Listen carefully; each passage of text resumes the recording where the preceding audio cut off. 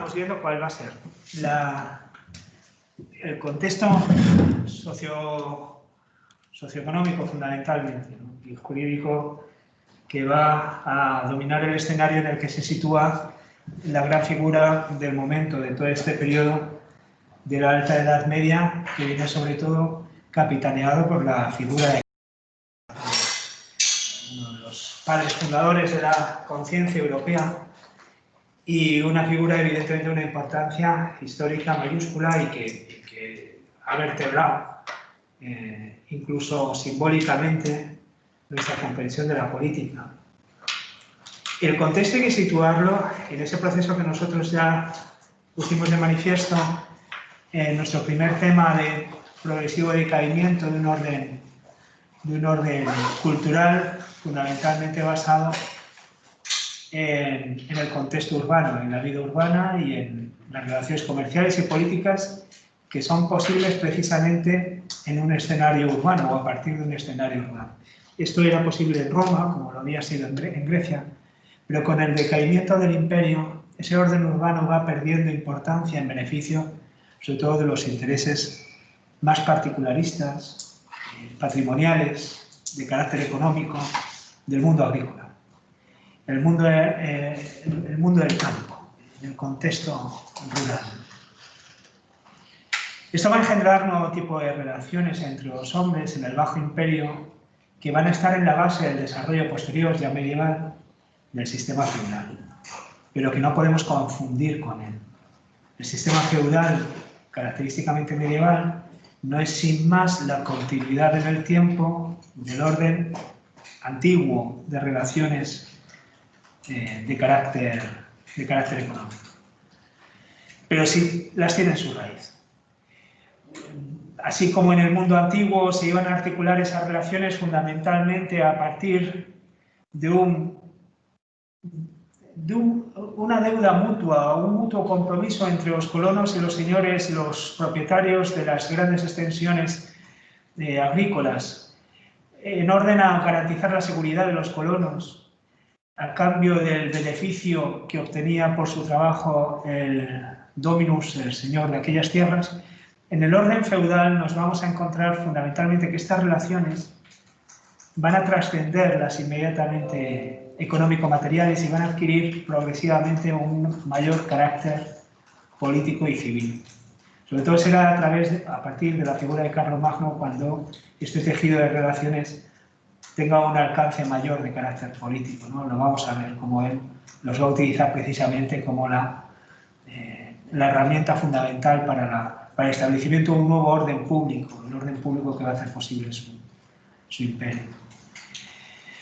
¿Cuál es, en el fondo o en sustancia, aquí, cuál es en el fondo o en sustancia la idea madre del sistema feudal en el orden medieval que va a condicionar el desarrollo político de los siglos siguientes hasta la irrupción de nuevo de la ciudad como protagonista histórico? Siglos XI, XII, XIII. Fundamentalmente, las relaciones vasalláticas. Relaciones vasalláticas que va a tener como sujetos a las élites o capas nobles, aristocráticas, descendientes de aquellos pueblos bárbaros que van asentándose sobre el territorio del Imperio Occidente. Son las distintas familias aristocráticas que van a establecer entre sí relaciones mutuas de sumisión de una forma muy anarcoide, poco jerarquizada, en la que lo fundamental va a consistir en el compromiso de asistencia personal por parte del vasallo a su señor y en el compromiso por parte del señor, como veremos, también de protección de su vasallo. Nosotros ayer leíamos un texto, en este caso de las partidas de Alfonso X, en las que nos ponía como contexto, nos ponía en contexto de esta figura jurídica del pacto vasallático. Sin más, sin entrar todavía en su contenido ni en su formalidad. A mí lo que me interesaba hoy, en esta primera hora, es, ni siquiera nos va a llevar tanto tiempo, entrar mínimamente muy por encima en esa formalidad y en los compromisos a las obligaciones mutuas que se desprenden de este pacto, en la medida en que constituye un negocio jurídico, es decir, en la medida en que constituye un contrato con su propia ritualidad, ¿sí?, social. Bueno, pues lo vamos a ver precisamente a partir de estos textos de las partidas de Alfonso X el Sabio, que nos lo explica con mucha claridad, tal y como todavía se conserva en el siglo XI, ¿no?, en el Reino de Castilla y León, como es su caso. Ayer nos hablaba de los distintos tipos de feudo y hoy nos va a hablar ya de las relaciones vasalláticas. Entramos entonces en cómo se establecen. Nos lo explica en el siguiente texto. ¿Cómo se puede hacer vasallo, dice, un hombre de otro? ¿Cómo se establece el pacto? Y nos lo explica vasallo. Se puede hacer un hombre de otro según la antigua costumbre de España. No nos hemos metido en un capítulo que, sin embargo, sería muy interesante ver, además, monográficamente, un capítulo solo dedicado a esto, que es, bueno, ahora vamos a echar mano de Carlomagno, nos vamos a ir a Francia para entendernos, pero no hubiera estado mal que el tema anterior a Carlomagno hubiéramos reservado a la España visigótica, porque ahí ese entrecruzamiento de lealtades también, y los distintos pueblos que estructuran esta provincia del Antiguo Imperio van a ir articulando una unidad con conciencia de unidad política, una unidad territorial con conciencia de unidad política y unidad religiosa. Fundamentalmente en sus orígenes unidad religiosa arriana, luego ya católica. Pero hay una muy marcada conciencia de una unidad que es uno de los pocos casos que nos podemos encontrar en el medievo hasta tiempos más bien tardíos. Pero bueno, en todo caso, como la figura emblemática es Carlomagno, vamos a pasar por encima de los visigodos y vamos a ir a los francos, ¿no?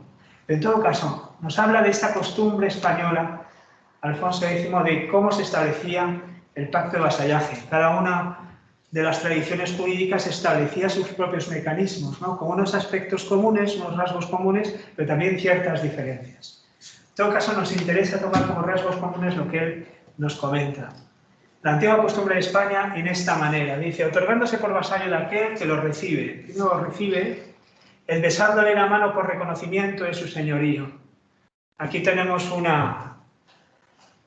ejemplo gráfico, una miniatura de un códice medieval donde se puede visualizar ese primer gesto por el que el vasallo, poniéndose de rodillas ante su señor, en reconocimiento, dice, de su señorío, pone las manos entre las suyas, las entrelaza, como signo de su propio, de estar desarmadas esas manos. Y también, por otra parte, de entregárselas a él, a su señor, poniéndolas a su servicio, a su disposición. Ya forma parte del propio acto jurídico que van a establecer. Es el momento de la immixtio manum, la deposición de las manos del vasallo entre las manos del señor. Un primer gesto que forma parte del pacto y, por lo tanto, que está incluido en la formalidad del contrato, ¿no? No puede prescindirse de él, como luego veremos también, con uno de los momentos finales del contrato, que es el osculum, el beso. Se dan un beso para cerrar ese contrato. Si alguno de estos detalles formales de los que luego nos van a comentar faltase, pues entonces el contrato no ha sido válido formalmente, ¿no? Está viciado también desde el punto de vista de su forma y no engendra derecho de ninguna de las dos partes. Besándole la mano por reconocimiento del señorío. Y hay una otra manera que se hace por homenaje, que es más grave, porque por ella no solamente se hace uno hombre simplemente vasallo del otro, sino que le queda obligado de cumplir lo que le promete. Queda con una obligación más grave, con una obligación de servicio que afecta más allá de la materialidad del contrato que en ese momento estén estableciéndose entre ellos. Homenaje quiere decir tanto como hacerse hombre de otro, como enajenar, depositarse en las manos de otro. Hasta tal punto el servicio es total del vasallo a su señor. Más tardíamente, el homenaje es una institución posterior al vasallaje y más tardíamente el homenaje tendrá incluso su propio espacio. La torre del homenaje que muchas veces todavía conservamos en algunos de nuestros castillos, en algunos de nuestros palacios, pues la torre del homenaje es donde se ritualizaba esta modalidad aún más grave de compromiso mutuo, que es el pacto de homenaje. Homenaje quiere decir tanto como tornarse home de otri, hacerse hombre de otro, pasar a pertenecer a otro y hacerse como suyo, para darle seguridad sobre la cosa que promete de dar o hacer que la cumpla. Y este homenaje no tan solamente ha lugar en pleito de vasallaje, no solamente tiene lugar en el contrato del vasallaje, sino en todo lo que trasciende también a ese negocio mutuo, ¿no? En todos los otros pleitos y posturas que los hombres ponen entre sí con la intención de cumplirlas. ¿De qué manera se tiene que dar y recibir el feudo? Nos lo sigue contando, enseguida vamos a pasar a los detalles formales del vasallaje nuevo. ¿En qué manera se debe dar y recibir el feudo? Bueno, pues otorgar y dar pueden los señores el feudo, pasamos un poquito más deprisa, a los vasallos de este modo. Y ahora nos lo cuenta. Fincando el vasallo de hinojos ante el Señor, se pone de rodillas ante el Señor. Debe meter sus manos entre las del Señor, ya lo hemos visto, le mistio mano.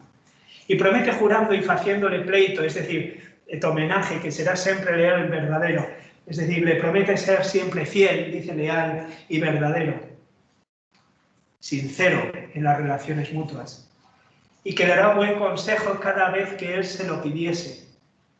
Consejo y fidelidad van a ser los dos elementos fundamentales del compromiso del vasallo respecto de su Señor.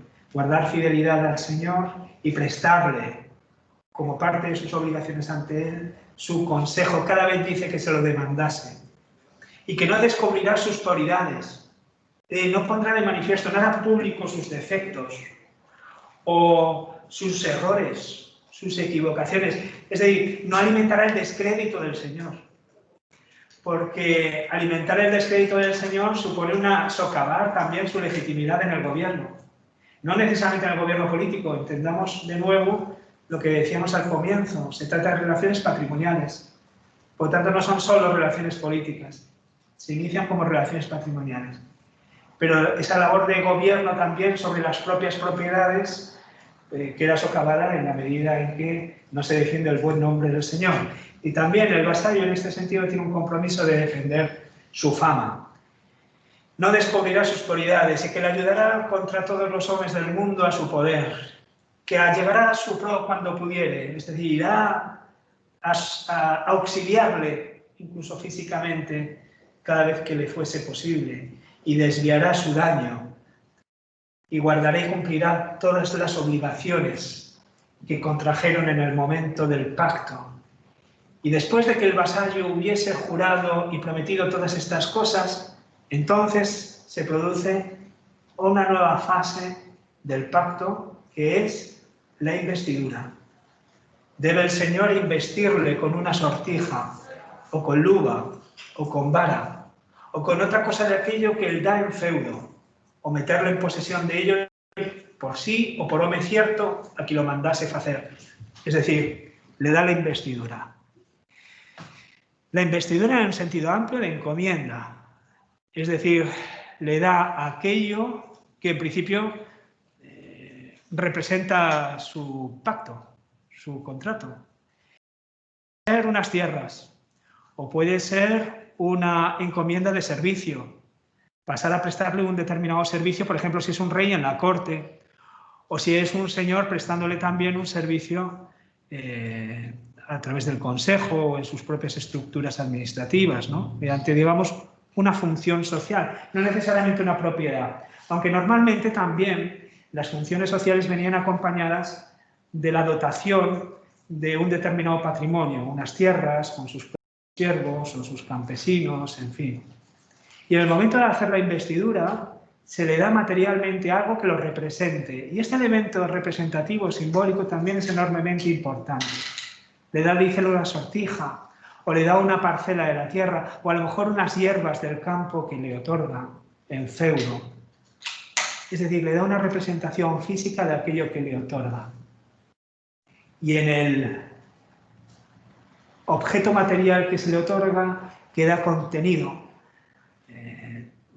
simbólicamente pues todo ese feudo que recibe. Por lo tanto, es un elemento importante que forma parte también de la propia negociación entre ambos, ¿no? Bueno, este elemento simbólico físico es importante.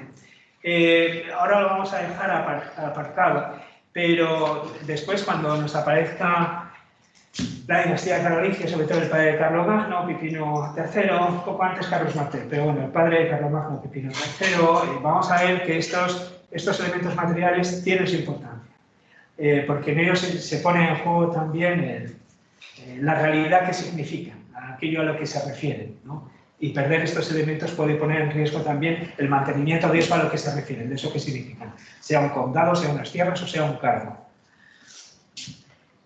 También en España, lo que pasa es que aquí no lo dice, después de que el vasallo hubiese jurado y prometido todas estas cosas, debe el Señor investirle como una vara, etcétera, etcétera. Bueno, hay un gesto que es el espaldarazo, que todos conocemos, ¿no? El espaldarazo es el darle con la espada, con cierta suavidad, claro, en la espalda, ¿no? Como confirmándole en la encomienda que recibe.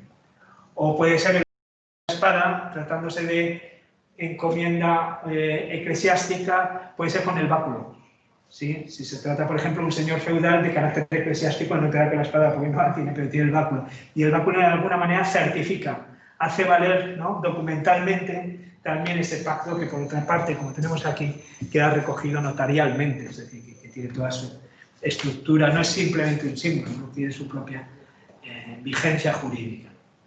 Bueno, esto en cuanto a la institución de la investidura, que es aquello que se va a dar contenido al propio pacto. ¿Cuáles son las obligaciones? Las obligaciones que se desprenden de este pacto para cada una de las dos partes. Bueno, nos lo sigue contando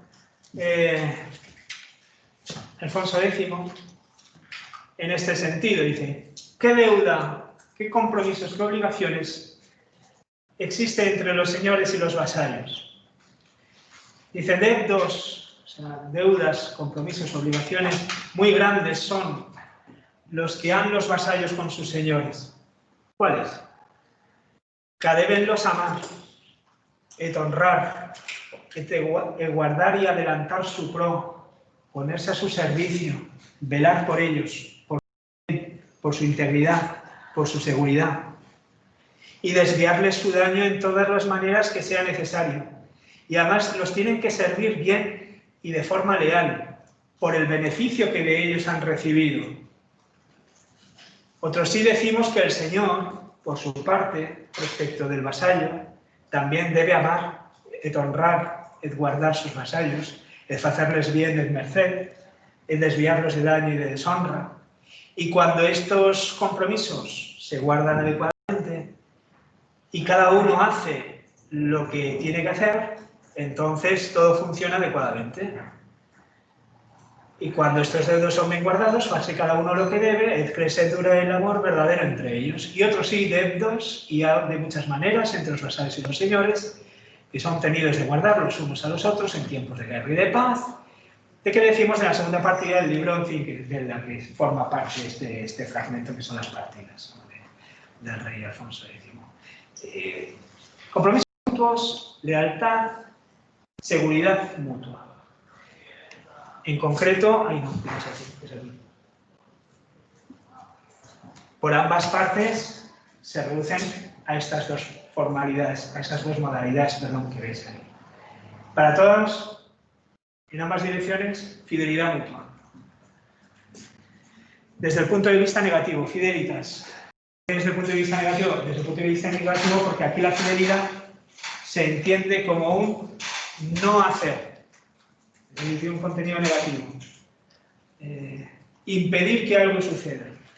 No alimentar. Guardar fidelidad en este sentido significa no murmurar, no socavar la fama del Señor, no dar pábulo a murmuraciones contra el Señor. Guardar fidelidad en este sentido también significa no alimentar rebeliones o sediciones contra el Señor. Y guardar fidelidad también significa luego positivamente poner en aviso al Señor cada vez que esté en riesgo su integridad o su propia seguridad. Fidelidad, tanto por parte del Señor respecto del vasallo, como del vasallo respecto del señor. Y positivas, ¿qué es lo que tienen que hacer? No tanto dejar de hacer o no hacer o impedir, sino positivamente hacer el uno respecto al otro. Bueno, pues el vasallo respecto del señor debe prestarle fundamentalmente dos cosas importantes. Vamos a subrayarlas.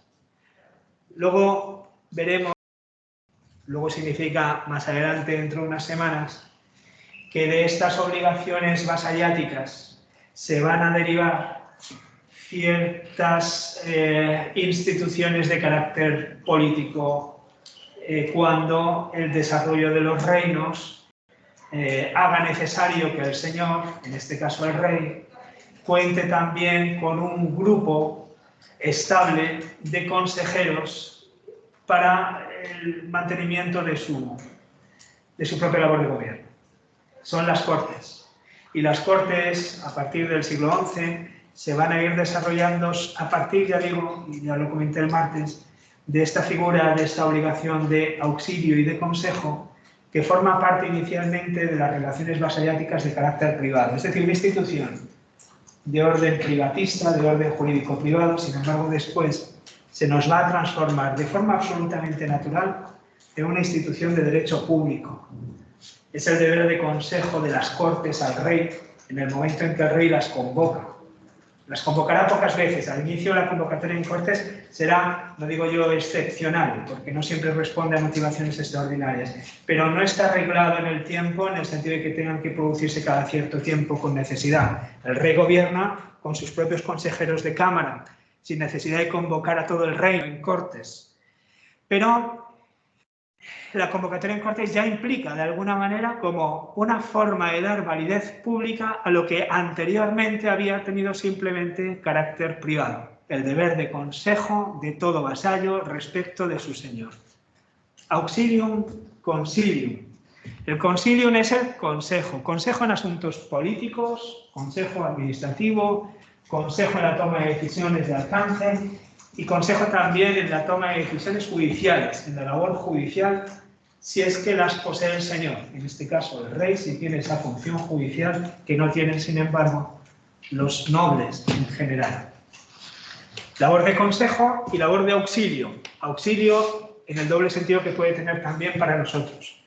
Auxilio en un servicio que está obligado a prestarle, precisamente por el tipo de relación que han establecido, en la ejecución de su encomienda, pues si tiene que servirlo de un determinado modo, pues auxiliar significa cumplir adecuadamente su función, y auxilio también fundamentalmente prestándole el socorro necesario en tiempos de guerra o en la defensa, mediante sus propias fuerzas. Obligaciones del vasallo. Nos lo cuenta Alfonso X de nuevo. ¿Qué servicios deben hacer por los feudos los vasallos a sus señores? Y además, ¿cómo los señores tienen que guardar a sus vasallos por su parte? Señalado servicio, dice, prometen de hacer los vasallos a sus señores cuando reciben sus feudos. Y lo tienen que cumplir del modo como lo prometieron. Y si por algún casual no fuese nombrado cierto servicio que el vasallo le debiese hacer al señor, pero todavía se entiende que el vasallo es tenido por razón de aquel feudo que tiene de él, de ayudarle en todas las guerras que hubiese de comenzar derechamente, y la guerra que responda a criterios de justicia, no por pura ambición. Y en todas las guerras que moviesen otros contra él, ¿no? Y defenderle y auxiliarle si, por motivos justificados, quiere o debe ir a la guerra. Por otra parte, también decimos que los señores deben ayudar a sus vasallos y ampararlos en su derecho cuando pudieren, de manera que no reciban daño ni deshonra de los otros. Y le tienen que guardar lealtad en todas las cosas, así como también los vasallos están obligados a proteger a sus señores, de guardar a sus señores. Y negativa, desde el punto de vista del señor respecto del vasallo, también guardar fidelidad. Y positiva, protegerle y, mediante el acto de infeudación, ayudar a su sostenimiento, mantenerle, ¿sí? Manutención y protección. Protección militar, seguridad física y protección jurídica. En todo caso, ahí tenemos las obligaciones del rey, las obligaciones del señor respecto al vasallo, los vasallos respecto de su señor, y alguna cosa más que tenéis entre los textos relativos a la formalidad del pacto, incluso la fórmula que se suele adoptar, habrá que ver en cada situación y en cada contexto histórico, para la formalización del pacto. En todo caso, este elemento ya poco nos importa. Sí, hay un aspecto muy relevante en torno a esta realidad del vasallaje, que es la vinculación personal que existe entre los sujetos. No es una vinculación en este sentido territorial. El sujeto no está obligado a otro en calidad de señor por pertenecer a una determinada circunscripción, por pertenecer a un determinado territorio, por pertenecer ni siquiera a una determinada población. Esto no engendra ninguna obligación jurídica. Las obligaciones se contraen libremente. Son vínculos de naturaleza personal. Cuando, con el desarrollo de los reinos a partir del siglo XI, se produzca un cambio en este aspecto, vamos a ver hasta qué punto nuestras obligaciones, fidelidad, auxilio y consejo, van a pasar de definirse bajo categorías personales a definirse desde categorías públicas. Y uno va a quedar obligado a los señores de ese territorio no porque haya establecido un vínculo personal con él, sino por el mero hecho de formar parte de la población que habita el territorio. Se naturaliza la fidelidad y los deberes que acompañan al vasallaje. Se naturaliza en el sentido de que se automatizan. La mera pertenencia a un reino te hace vasallo del rey. La mera pertenencia a un señorío te hace, en este sentido, te obliga jurídicamente hacia el señor de aquellos dominios. Hay una naturalización del pacto vasallático a partir del desarrollo, ya digo, durante el siglo XI en adelante, del reino, de los reinos de la plena Edad Media. Pero ya hablaremos de esto. Es muy importante porque de aquí va a surgir después lo que nosotros podríamos llamar hoy conciencia nacional. La conciencia de que uno está obligado respecto de un ente mayor que él, su comunidad, por el mero hecho de formar parte de ella. Esta conciencia nacional todavía no está despierta en los inicios del medievo. Mi lealtad tiene como raíces únicamente un pacto basado en la libertad personal con otra persona concreta, a la que yo conozco, a la que yo veo, a la que yo puedo pedir y reclamar que cumpla sus propias obligaciones para conmigo. Pero no hay un automatismo en la generación de estas obligaciones. La conciencia nacional, vamos a ver que empieza a producirse a partir de esa naturalización de las obligaciones vasalláticas con la emergencia de los reinos medievales a partir del siglo XI, por la que cualquier habitante del reino se sabe obligado, no ya respecto al rey, desde un punto de vista personal, sino se sabe obligado respecto al reino, como tal comunidad, como comunidad moral. Bueno, esto es lo que va a estar detrás de la aparición de toda la modernidad en adelante, ¿no? Pero ya llegaremos a ello a partir del tema, si no me equivoco, 6. Sí, 6.